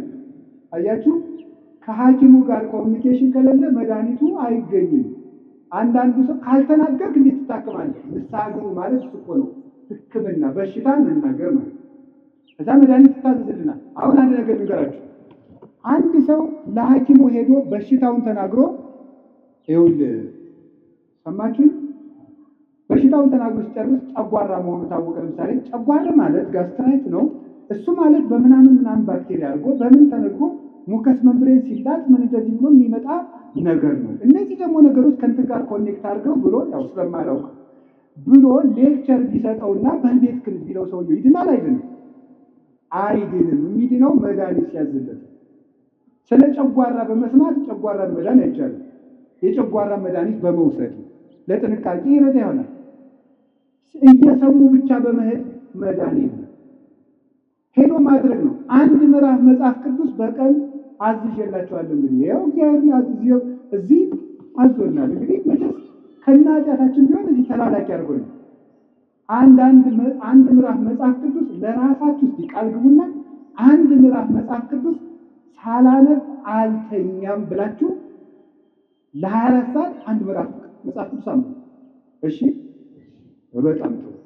ከዚያ እንግዲህ የፊልሞና መልእክት በመጽሐፍ ቅዱስ አንድ ምዕራፍ ያለው መጽሐፍ ቅዱስ ነው። ልክ እንደ ይሁዳ መልእክት ማለት ነውና በጣም የሚያስገርማችሁ ለምንድን ነው ፊልሞና መልእክት ከሁሉም መጽሐፍ ቅዱሶች ከሚያስገርመው ጠባዩ አንዱ አንድ ባሪያንና አንድ ጌታን ለማስታረቅ የተጻፈ መጽሐፍ ነው። በጣም እኮ ነው የሚገርማችሁ። ስለ እርቅ ትልቅነት ነው ርዕሳችን። ፊልሞና የሚባል አንድ ትልቅ ሰው ነበር፣ ባለጸጋ። አናሲሞስ የሚባል ባሪያ ነበረው። ዛሬ ሰራተኛ ተብሏል። አሁን ያው መቼስ እንትን እያላል ቀለም እየተቀባ ነው ሁሉ ነገር። አሁን ሰራተኛ ተብሏል። ከዚያ ደግሞ አይነ ስውር የሚለው ቀርቶ ማየት የተሳነው ደህና ነው ይሁን እንግዲህ። አሁን ሰራተኛው አናሲሞስ፣ ባለጸጋው ፊልሞና ይባላል። ሁለቱ ተጣልተዋል። በቤተ ክርስቲያን በትውፊት ከብት አጥፍቶ ነው ይላሉ። ለማንኛውም ግን አንድ ባለጸጋና ሰራተኛው ተጣሉ። ቅዱስ ጳውሎስ ይሄንን ሰምቶ አናሲሞስን እንዲታረቀው የጻፈውን አንድ ደብዳቤ ከመጽሐፍ ቅዱስ አንድ መጽሐፍ ቅዱስ ተብሎ ተቆጥሯል። በጣም ይገርማል። አንድ ባለጸጋንና ሰራተኛውን ለማስታረቅ የተጻፈ ደብዳቤ ከመጽሐፍ ቅዱስ አንዱ ምዕራፍ ነው። ለምንድን ነው እንደዚህ የተደረገ? ሁለት ነገር ነው የምንረዳው ከፊልሞና መልክ። አንደኛው ሰው ክቡር መሆኑን፣ ሁለተኛው እርቅ ትልቅ መሆኑን ነው የምንረዳው። እንዴት ሰው ለማስታረቅ የተጻፈ ደብዳቤ መጽሐፍ ቅዱስ ይጠረዛል? ሰው ክቡር ነው። ሎሌም ቢሆን ክቡር ነው። ሰው ሎሌም ቢሆን ሰራተኛም ቢሆን ክቡር። ታረቅ፣ ከሰራተኛ ጋር ካልታረቅ ከዚህ ጋር አትታረቅም ብሎ ጻፈ። ሰራተኛ የበደለ ያጠፋብህ ሀብት ካለ እኔ እከፍልሃለሁ በእኔ ቁጠረው ብሎ ነው ቅዱስ ጳውሎስ ያስታረቅ። ዋሱ ነው ማስታረቅ። ስለዚህ ዘመዶቼ እርቅ ትልቅ ነገር ነው። ታረቁ ታረቁ። እርቅን የሚያደርጉ ሰዎች ብፁዓን ናቸው። እስኪ አንድ ጥያቄ ልጠይቃችሁ። አንድ ንጉሥ ፎቶ ይለጠፋል። ፎቶ ተለጥፎ የንጉሱን ፎቶ ስንቀድ የንጉሱ ወታደሮች ቢያዩን ሀ ይሸልሙና ለ ይቀጡና ምረጡ እንጂ አቤት ለምን አቤት የከተማ ሰው ሲናደድ የጓደኛውን ፎቶ ይቀዳል ይባላል። እውነት ነው ማለት አንድ ለምሳሌ ዘለቀ የሚባለው ምን የሆነ ተክሉ በሉት የሆነ ሰው ከጓደኛው ጋር ሲጣላ ድሮ ተማሪ እያለ የተነሱ ፎቶ ካለ ቅድድ ያደርጋል አሉ። እውነት ነው ሳይሆን አይቀርም። ጥያቄው ፎቶውን የሚቀደው ማንን በመበቀል ንገሩኝ እንጂ ፎቶውን በመናቅ ማንን እየናቀ ነው? በጣም ጥሩ። እንግዲያማ ሰው የማን ምስል ነው? ስለዚህ ሰውን ስንንቅ ማንን ነው የምንንቀው? ይሄን ነው። ሰውን ጥለህ መጥተህ ሰውን ተጣልተህ አንተ ምናምን አንተ ዘተርፈ በዘሩ ሰድበው፣ በድህነቱ ሰድበው፣ በመልኩ ሰድበው፣ በድንቁርናው ሰድበው ስትጨርስ እዚህ መጥተህ ደግሞ አባታችን ሆይ ዘመናት የምትኖር በደላችን ይቅር በለን እኛም የበደሉንን ይቅር እንደምን። አንድ ካህን ሁለት ሰዎችን ለማስታረቅ ተቀምጠው ቢሉ አልታረቅላቸዋል። በሉ ለጸሎት እንነሳ አሉ። ለጸሎት ተነሱ። በሉ አባታችን ነው አባታችን ሳይታረቁ ነው እኮ በሰማያት የምትኖር ስምህ ይቀደስ መንግስትህ ትምጣ ፈቃድህ በሰማይ እንደሆነች እንዲሁም በምድር ትሁን ለዕለት እንጀራችንን ዛሬ በደላችንን ይቅር በለን እኛም በሕግ አምላክ እዚህ ላይ አቁሙ አሉ። ለምን እኛም የበደሉንን ምን እንላለን? ይቅር እንል ዘንድ እንላለን። እግዚአብሔር ላይ ለምን ድራማ ትሰራለህ? ታረቅ። አቡነ ዘበሰማያትን አለማለት ኃጢአት ነው። ሳይታረቁ አቡነ ዘበሰማያት ማለት ደግሞ በእግዚአብሔር ላይ መዘበት ነው። እግዚአብሔር ደግሞ አይዘበትበትም አይደል ቅዱስ ጳውሎስ። ስለዚህ ሁላችንም እንታረቅ። ከዛሬ ጀምሮ እንታረቅ። እኔ የተጣሉ ሰዎች ገጥመው ሳስታረቅ የምጠቀማት አንዲት ነገር አለች። ከጠቀመቻችሁ ልንገራችሁ። ሁለት ሰው ሊታረቁ ተቀምጠው እምቢ ካሉ አይ አባ አልገባህም፣ ሰውየው እኮ እንዲህ ያደረገኝ ሰው ሲለኝ አንድ ጥያቄ ነው የምጠይቅ። ከክርስቶስ ትበልጣለህ ነው? አልበልጥም። እንግዲያስ እግዚአብሔር እንዲያደርጉ ተደርጎ ምን ብሏል? ታርቋል። ብዙ ባልና ሚስት በዚህች ንግግር ታርቀውልኝ። ከክርስቶስ ትበልጣለህ እላለሁ። አልበልጥም ካልክ ታረቅ፣ አልታረቅም ካልክ እንዲሁ ከሆነም ደግሞ እሱ ይምጣ፣ ከሆነም ደግሞ እሷ ትምጣ አይባልም። ሄደህ ታረቅ። ዛሬ ስለ እርቅ ነው የምነግራቸው። የጻድቁ ቤት የእርቅ ቤት ስለሆነ አባታችን አቡነ ተክለ ሃይማኖት ዓርብ ቀን አይደለ አንድ ሰውዬ መጥቶ የጣዖት አምላኪ ልጅ መጣ። ከዚያ በኋላ ውሃውን ባርከው ወተት አድርገው ጠጣ አሉ። አይ መርዝ ልትሰጡኝ ስለምትችሉ ቅመሱልኛል። ደቀ መዝሙራቸውን ቅመስለታል። እንዲህ አባታችን በጾሙ አሉ። ልጄ ከጾምማ ፍቅር አይበልጥም አባቡ። ከጾም ፍቅር ይበልጥ። የምግብ አድማ እኮ አይደለም። ጾምማ እንግዲህ አሁን ሰው ውፍረት ለመቀነስ እየጾም አይደለም። እየጾመ ነው ሳይበላ ያድራል። ከንቸር ብሎ ነው የሚያዘው። አቋሙን ለማስተካከል ብሎ መከራውን እያየ የጾምማ ጉዳዩ ፍቅር ነው። ፍቅር ከጾም ይበልጣል። ስለዚህ የእርቅ ቤት ላይ ነው የቆመው። የተክለ ሃይማኖት ልጆች ከሆነ እንታረቅ። ዛሬ ጀምራችሁ ሄዳችሁ ታረቁ። ሰው ልካችሁ የተጣላችሁት ይቅር ባዮች ሁኑ። ቤታችሁን ይቅርታ አስለምዱ። ሕፃናትን ሳይቀር ይቅርታ የመጠየቅ ልምድ በቤታችሁ ገንቡ። ባለትዳሮች ሕፃኑን ልጃችሁን የ5 ዓመቱን ልጅ እናንተ ካጠፋችሁ ይቅርታ ማለት አለበት። ነገ ይሄ ልጅ ይቅርታ ይጠይቃል ማለት ነው። ይቅርታን ያውቃል። ባል ከልጆቹ ፊት ሚስቱን ይቅርታ ብሎ ማሳየት አለበት። ሚስት ከልጆቿ ፊት ይቅርታ፣ ነገ እሱ ባል ሲሆን ሚስቱን ይቅርታ እንዲጠይቅ፣ ነገ እሷ ሚስት ስትሆን ባሏን ይቅርታ እንድትጠይቅ። ይቅርታን ስላልተማርን ነው አሁን ይሄ ተራራ ልብ ይደግ ብለን እንጂ እንደ ዶሮ አውራ ዶሮ ነው እንደዚህ ኩፍስ አውራ ዶሮ ይመስል ልባችንን አሳብጠን ነገ ክርስቶስ ለሚነደው የእግዚአብሔር ልጅ የሚያደርገን እርቅ ነው። አሁንም ስለ እርቅ ትልቅ ነገር ሰውን መንቀፍ፣ በሰው ቂም መያዝ፣ ወንድምን መጸየፍ እግዚአብሔርን ከኛ ይሰውረዋል። ይገርማቸዋል። ሰውን በልብ ራሱ መታዘብ። አንድ መልአክ የሚገለጥለት አንድ ሰው ነበር። በጣም የተጠቀመ የበቃ ቅዱስ ነው። ደግሞ አንድ አስመሳይ ሰው ነበር። ያ ሰው ጽድቅ ያደርጋል። የሚያደርግ ግን ሰው ሲያየው ወይም ጽድቅ የሚያደርገው ሰው እንዲያየው እና አንድ ቀን ያ መልአክ የሚገለጥለት የበቃው ቅዱስ ያኛው ለሰው ብሎ ጽድቅ የሚያደርገው ሰው ሲመጣ ሲያየው ምንም ማለት እንደዚያ ሲል መልአኩ ከፊቱ ተሰወረ። በኋላ ጸልዮ ሲገለጥለት እግዚአብሔር ለምኖ ሲገለጥለት ለምን የተሰወርከኝ ሲለው ለምን ባልንጀራህ አትነቅፈው?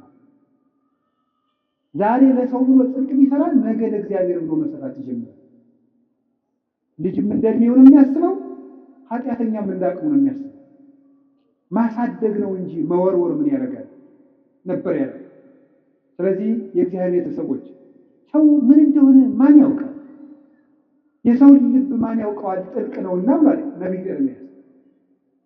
የሰው ልብ የሚያውቅ የለም። ሰው ምኑ ሰካራም እንደሆነ በምን ታውቃለህ? ዘመን ጥሎት ይሁን አጥቶ ይሁን በአስተዳደግ ተበድሎ ይሁን አደጋ ደርሶበት ይሁን ጎዳና ላይ የወጣ በምን እንደሆነ በምን ታውቃለህ? አናውቅም። ለማናውቀው ወንጀል እንዴት ፍርድ እንሰጣለን? ምክንያቱም እናውቃለን። እኛ እገሌ ለምን ሰካራም እንደሆነ አናውቅም። ሰው ወዶ ሌባ ይሆናል ብላችሁ ነው? ይሆን እንዘንለት ገሃነምን ባያውቅ ነው ብለን እንላለን። እንታረቅ፣ ሰውንም እናስታርቅ። ቁልቁለት ወርደን አቀበት ወጥተን ከዛ ውጭ ሰውን አታስቀይሙ። እንዲሁ በሞቴ እረፍት። እኔ ትናንትና አንድ ሰው ነግሮኛል። ሰው ስለነገረኝ ነው፣ እግዚአብሔር የሚያውቀው ሰው ላይ ነገረኝ። አንዲት ልጅ ሰው በኮሜንት ስለሰደባት ራሷን አጠፋች ብሎ ሰው ነግሮኛል። በጣም ያሳዝናል። እውነቴን ነው። እንዴት ክቡር የእግዚአብሔርን ፍጥረት ሰድበን እንገላለን? በእውነት ማለት አሁን እዚህ በኋላ ራሱ ማንም ማለት ይገርማቸዋል። ሄደን ሰውን ሽንቁር ማለት ሰውን መውጋት፣ ሰውን ማድማት፣ ማመስገን ካልቻላችሁ ዝም በሉ። እኔ እግዚአብሔር ያውቃል፣ ያው እግዚአብሔር ምስክሬ ነው። ልጅቱ ምን ትሆን አላውቃትም። አሁንም አላውቃትም። የሚገባ ነገር የምትናገረችው የማይገባ ነገር የምትናገረችው ትናንት ነው። ከዛ ከስልጠና ስንወጣ አንድ ወንድማችን እንዲህ ብሎ ሞተች እኮ ብሎ ነገር ይሄ ተምራችሁበታል። አሁን የልጅቱን ሞት አንደኛ ክፉ ቃል ቢነገረን መሞት የለብንም ወገኖች። ሰው የመሰለውን ነው የሚናገረው። ያሰበውን ይናገራል፣ የመሰለውን ይናገራል። እግዚአብሔር እስካለልን ድረስ ሰው የጣለውን እግዚአብሔር ያነሳል። ሰው የጠላውን ሁሉ እግዚአብሔር ያነሳል። እኔም ማየውን አንተ አታይም ያለው ቅዱስ ጴጥሮስ ሰው የውጭ ኃጢአት ነው ያለ እግዚአብሔር የልብ ጽድቅ ነው ይመለከታል።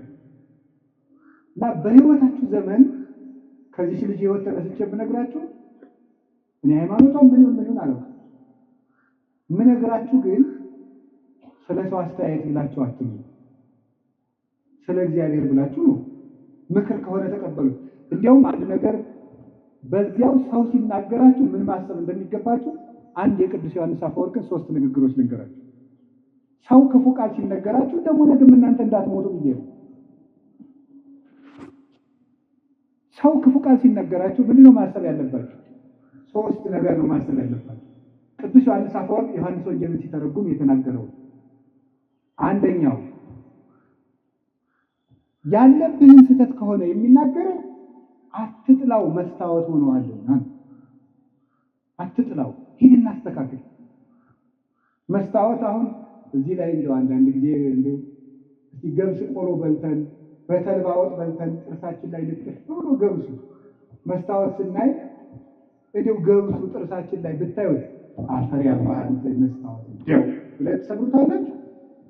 አሰሩት እንዴ ታነሳላችሁ ጉድፋችሁ ማለት ክፉ ቃል የሚናገርን ሰው ልክ እንደዚያ መስታወት ይኸው በቃ ቀለል አድርገህ እንደዚያ መስታወት ጉድፍህን አንሳ። እጅ ወደ ውስጥ ወስደህ አትጎዳበት፣ አታምሰልስለው፣ ራስህን ይበት። አንዱ እሱ ነው። ሁለተኛ ደግሞ እያለህ የለህም የሚል ከሆነ ደግሞ ስቀተው። ለምሳሌ ቅዱስ ዮሐንስ አፈወርቅ እውቀት እያለህ ደንቆሮ ካልክ ሳቅበት። ያለህን ነገር የለህም ብሎ ከሆነ የሚሰድብ ደግሞ ስቃበት።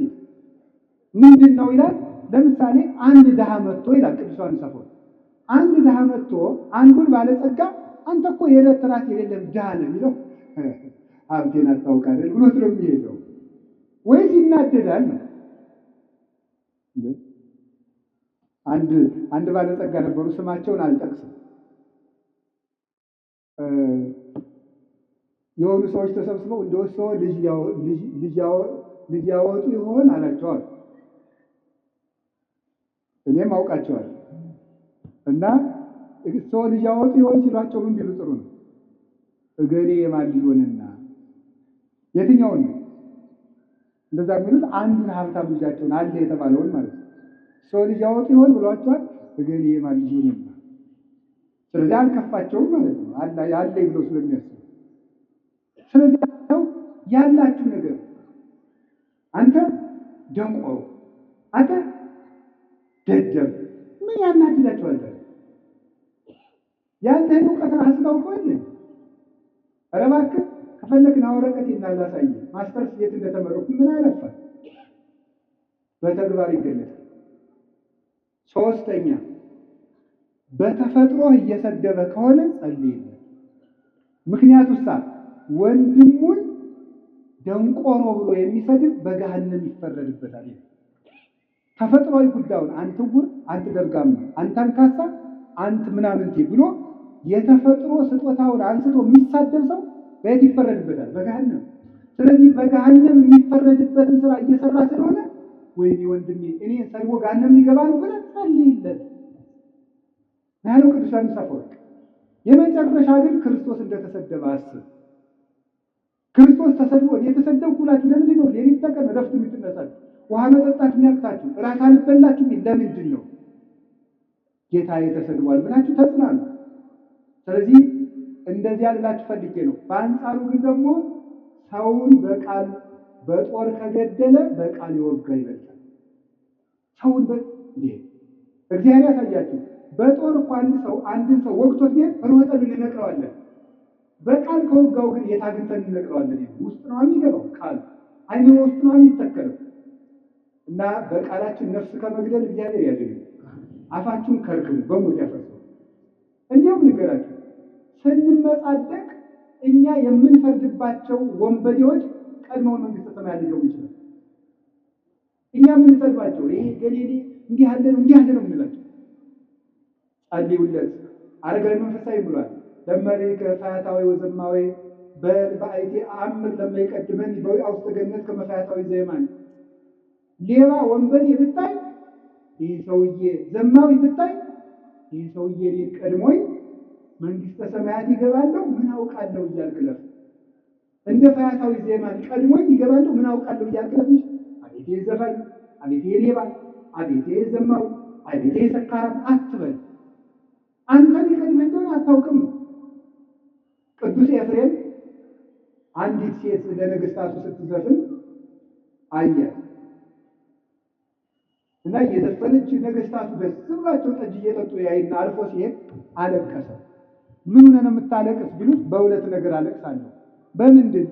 የመጀመሪያው ይቺ ሴት እነዚህ ነገስታት የምታስደስተውን ያህል ፈጣሪን አለማስደሰት፣ እሷ ለምድር ንጉስ እንዲህ ስትለፋ እኔ ለሰማይ ንጉስ አለመልፋት። ሁለተኛ ነፍሷን አይቼ አሳዝናኝ።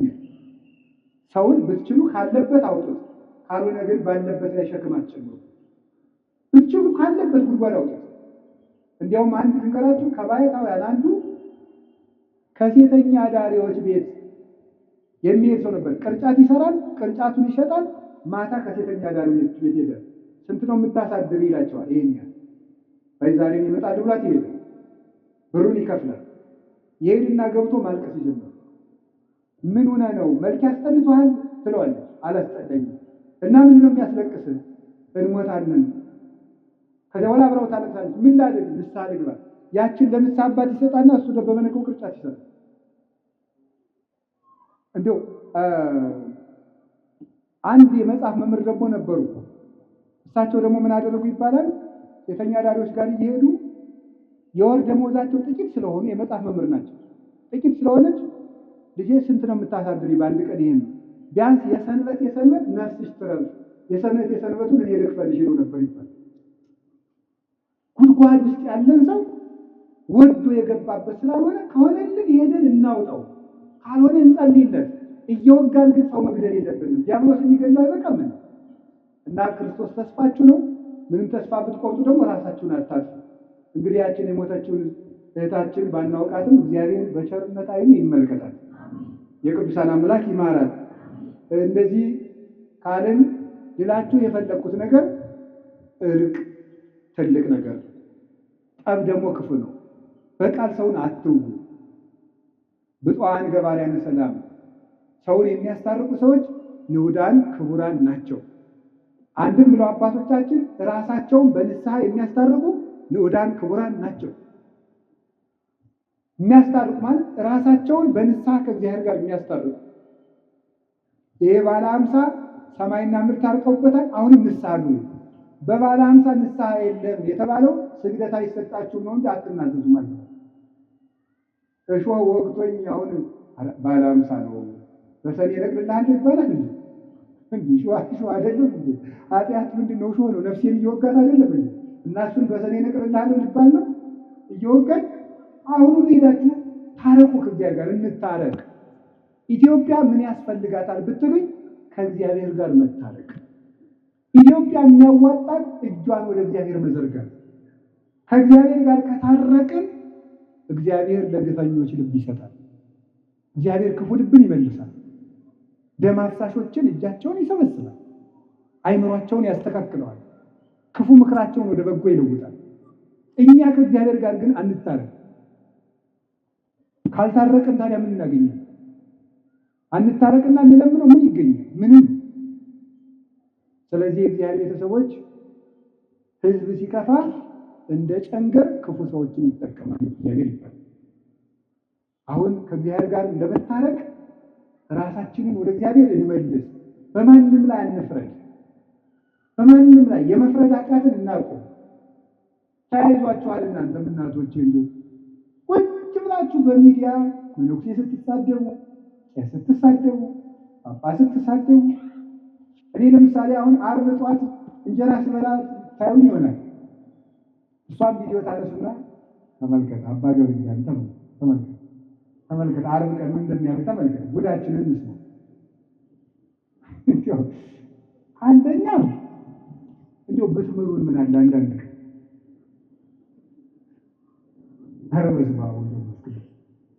እናንተ መቶ ኃጢአት ሰርቼ ብላችሁ ስትናዘዙ ውጣ አንተሌባ ብለናችኋል።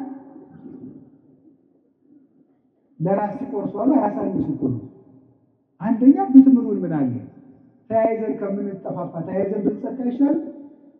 እውነቴን ነው። አባ ገሌ ንስሐ ይግቡ ብላችሁ በግድ ብትነግሩ ይሻላል። አንድ እሱ። ሁለተኛ ደግሞ ሰውየው ዓርብ ቀን ለምን ማለዳ እንደበላ አታውቅም፣ በሽታ ኑሮበት ቢሆን። ሶስተኛ ሰውየው በልቶ ሄዶ ንስሐ ገብቶ ከዚያ ጋር ታርቆ ሁሉ አንተ እንደ ውሻ ወር ሙሉ ከእሱ ኃጢአት ጋር ነው። ሰውየው ግን ታርቆ ጨርሶ ሊሆን ይችላል ከእግዚአብሔር ጋር። በጣም በጣም እኔ የምነግራቸው አሳፋሪ የሚያሰኝ ነው። ራሳችንን ከእግዚአብሔር ጋር እናስታርቅ። እንደሞቃቀሱን እንተው። ሲኖዶሱ ነው፣ ቄሶቹ ናቸው፣ መነኮሳት ናቸው፣ ጥሩ አባታችን ዝም ብለን እንታረግ ግዴላችሁ። አዎ እኛም ያጠፋን ነው፣ ጥሩ አባት አልሆናችሁ፣ ግን አብረን እናዲያ እግዚአብሔር ጋር እንታረግ። ለእኛም ጸልዩልን፣ ለምኑልን። ጥሩ ሰው ካልሆንለት እኔ እንደው እውነት ለመናገር አፄ ቴዎድሮስ ሲያስቀድሱ አሉት የተባለ አንድ ነገር አለና ሲያስቀድሱ ዲያቆኑ ጳውሎስን ትቶ ምን አነበባሉ? ኢዮብ። ቅዳሴ ላይ ኢዮብ አይነበብም እንግዲህ እና መርጦ ተዘጋጅቶባታል። አፄ ቴዎድሮስ ሲጨቁኑ አልነበረም እና ምን አደረገ? አነግስ ብእሴ መደሎ የሚለውን ያነባል።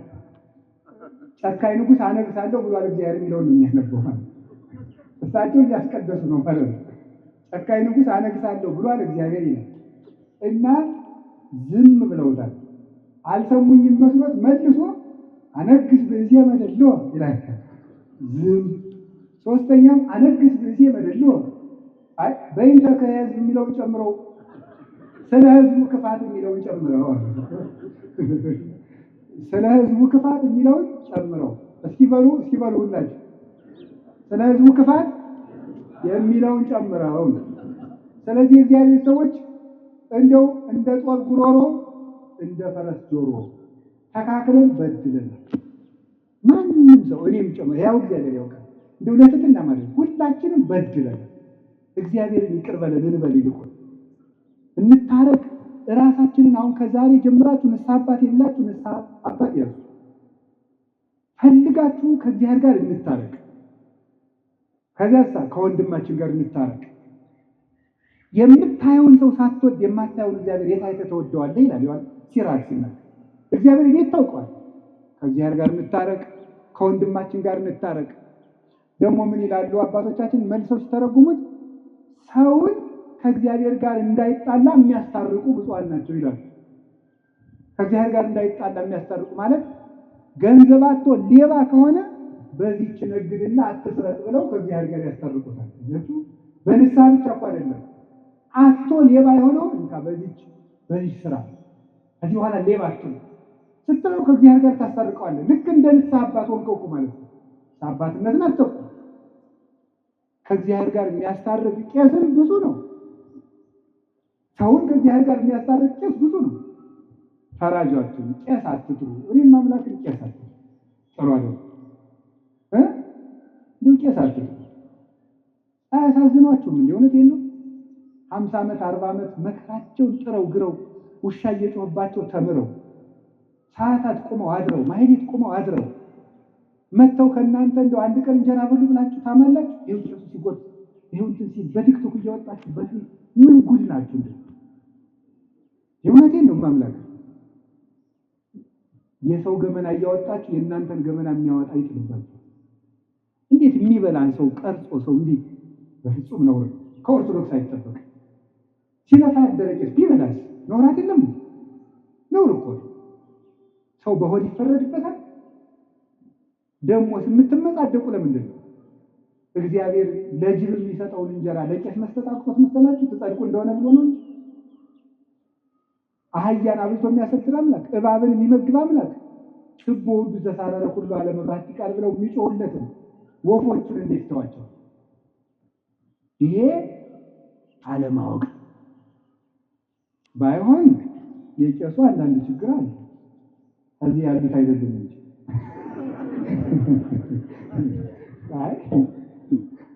የቄሱ አንዳንድ ችግር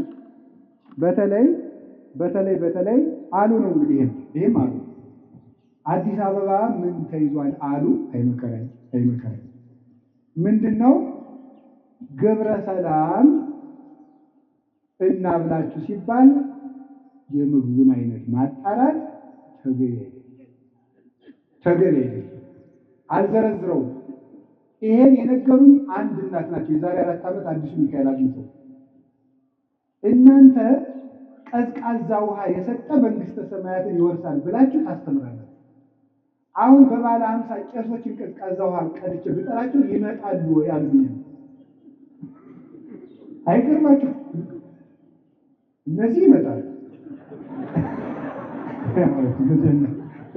ስለዚህ አሁን የምነግራችሁ እና መርጦ ንስሐ ልጅ መያዝ፣ ድሃውን ንስሐ አባት አልሆንም ማለት፣ ሀብታሞችን ቶሎ ቶሎ እያገኙ የድሃውን ስልክ አለማንሳት።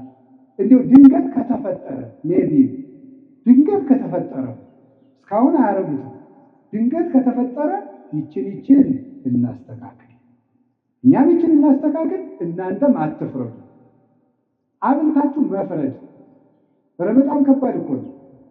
አብልታ እያበላችሁ ቪዲዮ ማንሳት ወይ ናችሁ?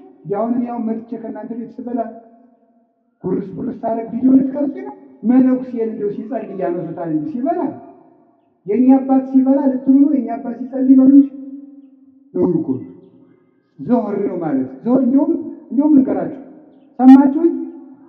ሰው ሲበላ አጥባችሁ አይናችሁ ይብላል፣ አራሙ ይብላል። እኔ እውነቴን እኮ ነው።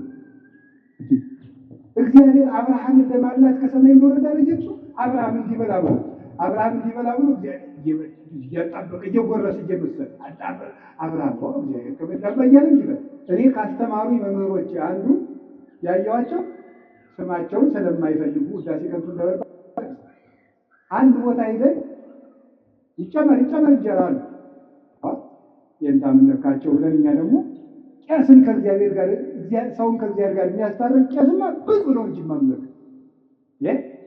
3 ክንድ ከስንዝር ቁመት ያለው ሰውዬ ጸልዮ ለምኖ ከፈጣሪው ጋር የሚያስታርቅ ከኢየሱስ ክርስቶስ ጋር የሚያገናኝ የክርስቶስን ሥጋ በእጆቹ የሚፈትት ቡሩክ እኮ ነው። አሁን ይህንን ቄስ ብፁዕ ነው ብለው ተርጉሞታል። የንስሐ አባት ብፁዕ ነው፣ ሰውን ካስታረቀ ነው ብታል ምሳሌዎቹ ከእግዚአብሔር ጋር ካስታረቀ አንድም ብለው ኃይለ ቃልን ከኃይለ ቃል የሚያስታርቁ መምህራን ብፁዓን ናቸው ይላል ቅዱስ ቄርሎስ ተርጉሞ። የተጣላ መጽሐፍ ቅዱስን የሚያስታርቁ ተጣልቶ የሚታያቸውን የመጽሐፍ ቅዱስ ኃይለ ቃል የሚያስታርቁ ብፁዓን ናቸው ይላል። ስለዚህ ሰዎች የእግዚአብሔር ልጆች የሚባሉት ይሄን እርቅ ናቸው። ብዙ እግዚአብሔር ልጅነት ላስተምር የፈለኩት ብዙ ነበር፣ ይበቃኛል። በባለ 50 እስከ 6 ሰዓት ላጾማችሁ ፈልግ። ስለዚህ መድኃኒት የሚታረቅ ልብ ይስጠን፣ ቀን ደግሞ እሱ ይታረቀን፣ ይቅር ይበለን። በቃ መድኃኒዓለም ስለ ቅዱስ ተክለ ፈሰውን የደም ጎርፍ ያቁምልን፣ ሰላም ያሳየን፣ የሰላም ብርሃን ይላክልን። በተዘጋ ቤት ላሉ ደቀ መዛሙርቱ የትንሣኤውን ብርሃንና ሰላም የሰጠ ጌታ ለሀገራችንም የፍቅር የሰላም የአንድነት ብርሃን ይላክልን። ስብሐት ለእግዚአብሔር። ይቆያል።